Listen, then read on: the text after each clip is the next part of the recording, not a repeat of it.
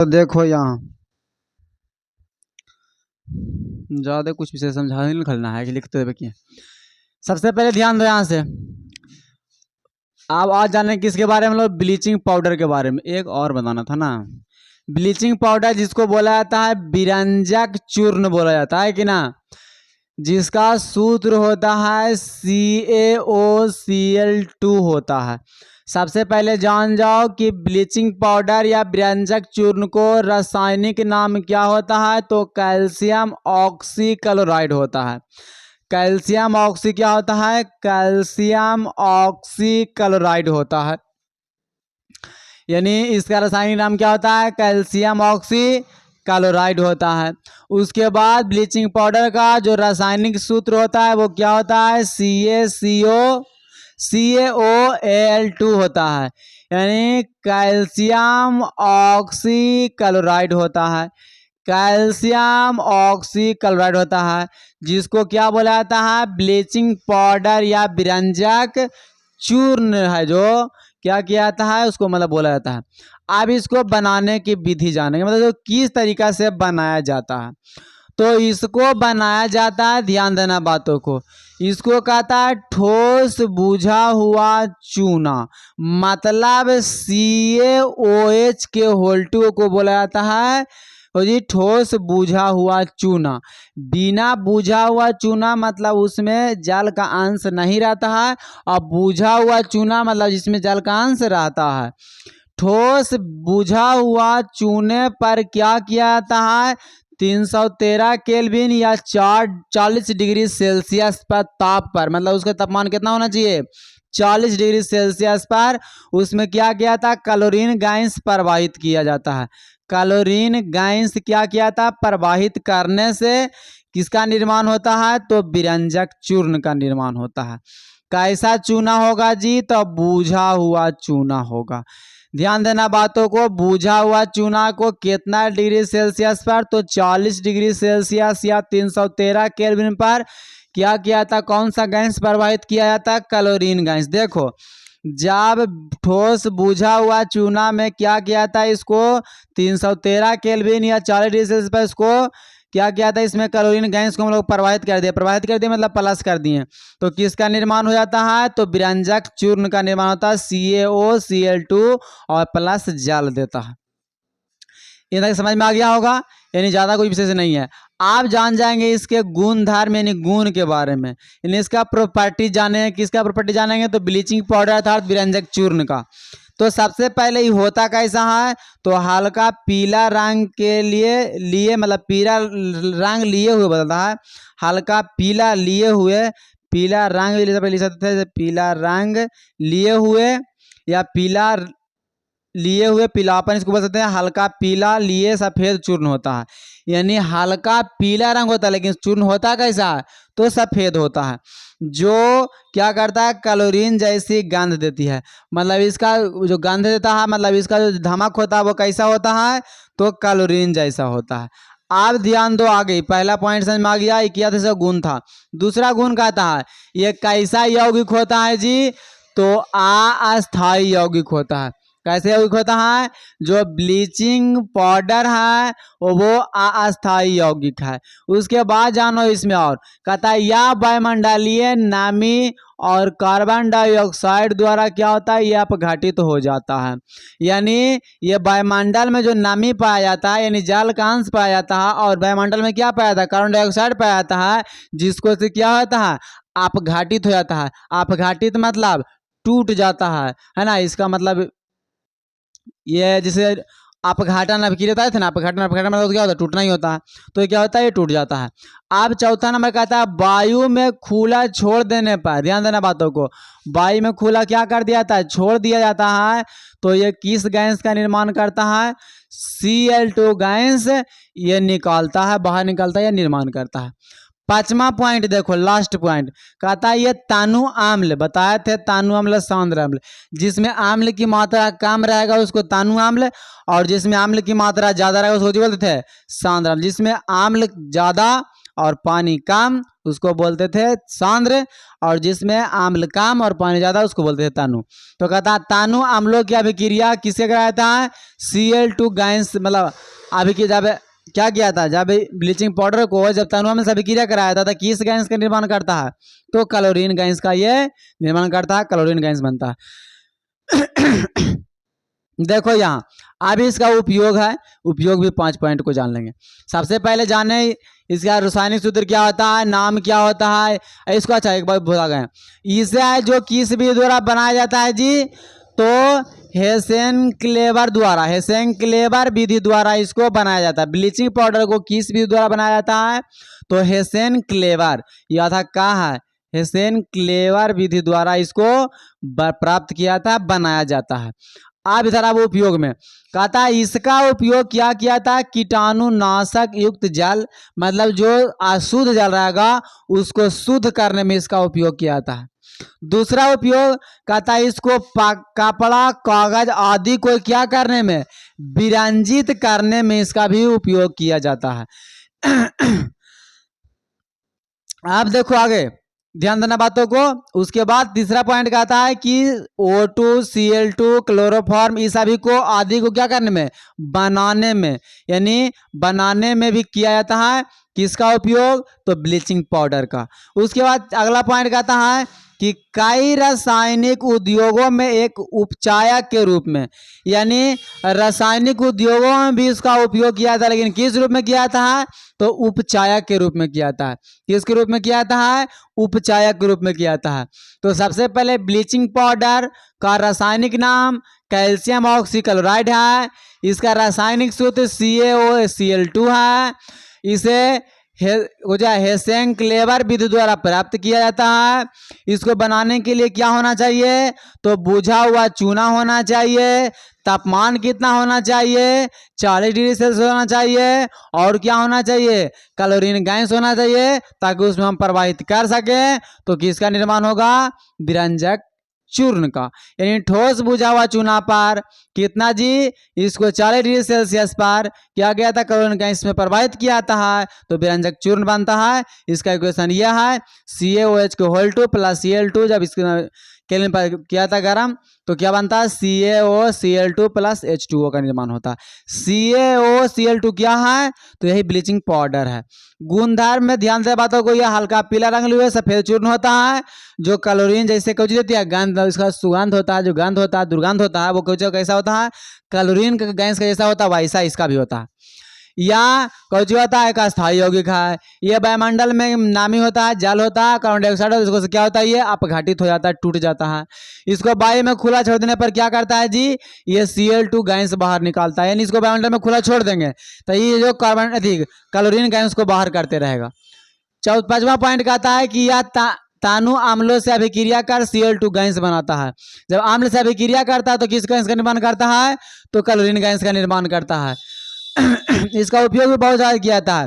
पानी को शुद्ध करने में किया जाता है, कपड़ा कागज को बनाने में शुद्ध कर बनाने में किया जाता है, क्लोरोफॉर्म बनाने में किया जाता है, रासायनिक उद्योगों में इसको उपचार के रूप में किया जाता है। इस प्रकार इन सभी चीज़ों को उपयोग हो गया और इसका गुण हो गया। कैसे बना इसके बारे में बताएं। तो अब हम लोग अगला देखते हैं किसके बारे में। तो अगला एक और बचता है प्लास्टर ऑफ पेरिस के बारे में जानते हैं। चलो देखो यहाँ सबसे पहले ध्यान दो, कहा दिया से पहले प्लास्टर ऑफ पेरिस के बारे में जाना। प्लास्टर ऑफ पेरिस के बारे में सबसे पहले समझो कहाँ कहाँ ही होता है। जो देखा हो तो हम लोग यहाँ घर में छोटा छोटा मूर्ति बनाते हैं, जैसे हम बोले चीनी मिट्टी की मूर्ती है, तो को चीनी मिट्टी का हो रहा है मूर्ति, लेकिन एक होता है जो प्लास्टर ऑफ पेरिस का बना होता है। ऐसे घर देखो तो उनके हाथ पैर गोड़ टूट जाता हो रहा है, अभी देखो तो बैंडेज कर रहा है, तो कड़ा हो रहा था, वो भी है जो कुछ होता है प्लास्टर ऑफ पेरिस होता है। सबसे पहले जानो कि इसका रासायनिक नाम क्या होता है। तो कैल्शियम सल्फेट अर्धहाइड्रेट, ध्यान देना बातों को। तो कैल्शियम सल्फेट अर्ध मतलब आधा, हाइड्रेट मतलब ये जल को बोल रहा है ना, यानी इसको क्या नाम होता है? प्लास्टर ऑफ पेरिस का रासायनिक नाम क्या होता है? तो कैल्शियम सल्फेट अर्धहाइड्रेट होता है। इसका रासायनिक सूत्र क्या होता है? तो CaSO4 इंटू हाफ H2O होता है। CaSO4 इंटू हाफ H2O होता है। उसके बाद ध्यान दिया जाए इसको बनाया कैसे जाता है ना। इसको बनाया कैसे जाता है, जरा ध्यान देना बातों को। इसको किस ढंग से बनाया जाता है?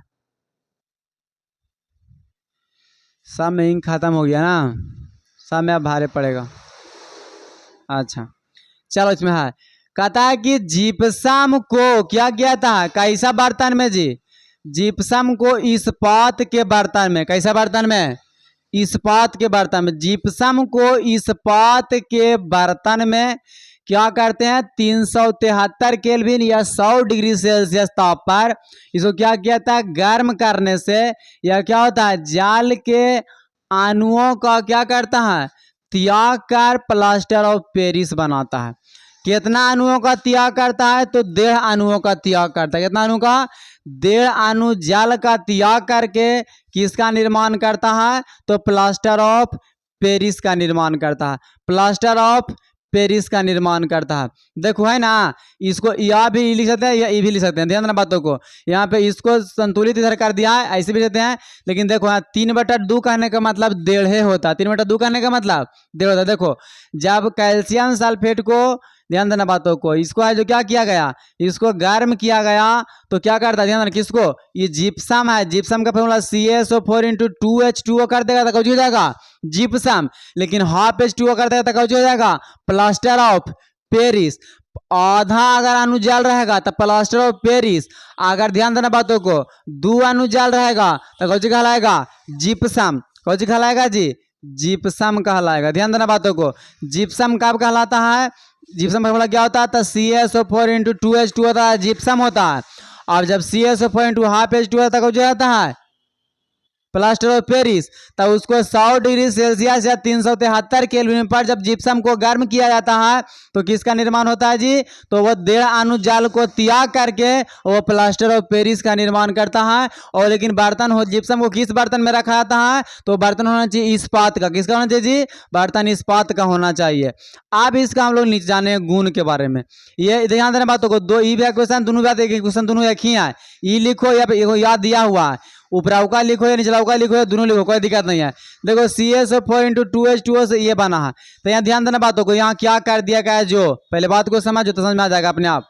देखो यहाँ पे एक अणु ही है, तो यहाँ पे ध्यान देना बातों को, इसमें बटा 2 लगाया था, बटा 2 को यहाँ क्या कर दिया गया, इसको अगर मैथ की भाषा में बोला जाए तो ये दोनों को एलसीएम ले लिया गया, ठीक है। तो एलसीएम लेंगे तो एक अणु एक बटा में कुछ तो 1 होगा, 1 होगा ना, तो ये जा करके रहा में 2 से गुना हो जाएगा और नीचे 2 बचेगा, तो इन्हें 2 कौची में था, भागा में, तो इन्हें कौची में आ जाएगा, गुना में था, ऐसे कर दिया। या फिर अगर ऐसे मतलब मैथ के भाषा में, लेकिन ऐसे नहीं किया गया, ऐसे किया गया। इसमें देखो 3 अणु था ना, तो कौची कर दिया गया, इसको पूरा करने के लिए इसका ध्यान देना बातों को, इस 2 अणु को ध्यान बढ़िया समझेगा तो समझ आ जाएगा। ये 3 अणु था, तो ये 2 से हटाने के लिए इसमें 2 से, इसमें भी 2 से गुना कर दिया, इसमें भी 2 से गुना कर दिया, सब में 2 से गुना कर दिया गया। तो इसमें 2 से गुना किया गया था, 2 से 2 काट के 3 खाली बचा, इसमें 2 से गुना किया गया था, खाली 2 बचा, और इसमें 2 से गुना किया गया था, ये बचा। लेकिन वही है, खाली संतुलित करने का अपना अपना तरीका है ना। तो CaSO4 × 2H2O, CaSO4 × 2H2O, यहाँ पे तुमको लग रहा हो कि 1.5 गुना, पर वहाँ भी 1.5 को निकला, कहा 1.5 को निकला, क्योंकि ध्यान देना बातों को, यहाँ था पहले से, यहाँ ध्यान देना बातों को, तब समझ में आएगा। यहाँ आप जाल के गो हो जाएगा जी, 4 गो, यहाँ जाल के गो हो गया जी, 2 गो, यहाँ जाल के गो था जी, 3 गो। तो देखो 4 गो में से के गो निकल गया, 3 गो निकल गया, तो इस प्रकार से वो भी 1.5 बनेगा, मतलब 1.5 गो निकलता, खाली संतुलित खाली कर दिएगा, कोई बात नहीं है। 1.5 अणु जल यहाँ से निकाल रहा है, खाली यहाँ से संतुलित कर दिएगा, और बात कुछ नहीं है। यानी 1.5 अणु जब जल को निकाल दिया जाता है जिप्सम से, उसको 100 डिग्री सेल्सियस पर गर्म करके, तो उसी को हम लोग कौन बोलते हैं, प्लास्टर ऑफ पेरिस बोला जाता है। प्लास्टर ऑफ पेरिस कहाँ होता है, जरा उपयोग कैसे ध्यान देना बातों को, इसका गुण को पहले जान लो। कहता है यह कैसा चूर्ण होता है जी, तो सफेद चूर्ण होता है। ध्यान देना बात, कैसा रंग होता है, ये सफेद रंग का होता है। कहता है यह जाल के साथ क्या करता है, तेजी से अभिक्रिया करता है। प्लास्टर ऑफ पेरिस होता है, उसको जाल में ऐसे डालेंगे और बस रिएक्शन करे लगेगा, और रिएक्शन करके तुरंत भर में काला हो जाता है। वही बार कि यह काला हो जाता है, इसी कारण से काला होने का हम लोग बैंडेज कर करके और उसको तुरंत में खाली लेबाड़ देते हैं, और तुरंत में कुछ जाता है, वो जम जाता है, सीमेंट जैसा जम जाता है ना, पूरा हार्ड पत्थर हो जाता है। वो बहुत तेजी से, जैसे जैसे सीमेंट जम जाता है ना पानी से, पानी सीमेंट में जाएगा वो जम जाएगा, तो उसी प्रकार से प्लास्टर ऑफ पेरिस में भी है, पानी इसमें जाएगा, रिएक्शन करेगा, कुछ हो जाएगा, हार्ड हो जाता है, जम जाता है। ऐसे कारण से हम लोग बैंडेज हो जाए, हार्ड हो जाता है। तो इस प्रकार से रिएक्शन करता है। CaSO4 होता है इंटू हाफ H2O से, जब 3.5 अणु से फिर से 3.5 अणु जब बाहर किया था ना, वो फिर 3.5 अणु का 1.5 अणु बाहर किया था ना जल को, फिर 1.5 अणु का करेगा, रिएक्शन कर लेगा बाहरी से, जल वो उसमें देगा ना, तो सारे काम था और फिर से जिप्सम बन जाएगा और वो फिर से कुछ हार्ड हो जाता है। तो इसी को हम लोग बोल सकते हैं क्या, भुला रहे इसको याद को, जलकरण कोची बोला जाता है,